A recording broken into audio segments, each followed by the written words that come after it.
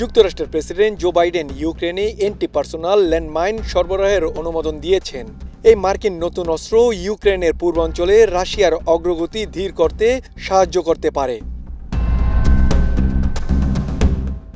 বুধবার 20 নভেম্বর একজন মার্কিন কর্মকর্তা বিষয়টি রয়টার্সকে জানিয়েছেন।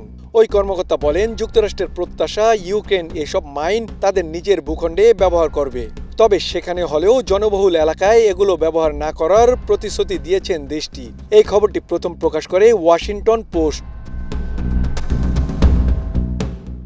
এ বিষয়ে ইউক্রেনের প্রেসিডেন্ট ভলোদিমির জেলেনস্কির অফিস, ইউক্রেনের প্রতিরক্ষা মন্ত্রণালয়, রাশিয়ার প্রতিরক্ষা মন্ত্রণালয় এবং ক্রেমলিন রয়টার্সের মন্তব্যের অনুরোধে তাৎক্ষণিকভাবে সাড়া দেননি। এতদিন ইউক্রেনকে অ্যান্টি ট্যাঙ্ক মাইন সরবরাহ করে আসছিল যুক্তরাষ্ট্র। তবে এবার এর সঙ্গে অ্যান্টি পার্সোনেল মাইন্ডের সংযোজনের উদ্দেশ্যে রাশিয়ার পদাতিক সেনার অগ্রগতি প্রতিহত করা। এর আগে মঙ্গলবার যুদ্ধের সশস্ত্রতম দিনে যুক্তরাষ্ট্রের সরবরাহ করা দূরপাল্লার ক্ষেপণাস্ত্র দিয়ে প্রথমবারের মতো রাশিয়ার ভূখণ্ডে হামলা চালায় ইউক্রেন। যদিও আগেই হামলা চালানো হয়, পরমাণু অস্ত্র দিয়ে পাল্টা জবাব দেওয়ার হুঁশিয়ারি দিয়ে রাখে মস্কো।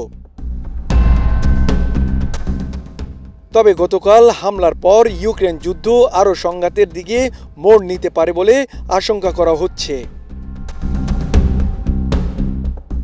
মোয়াজ্জেম হোসেন, চলমান বিশ্ব।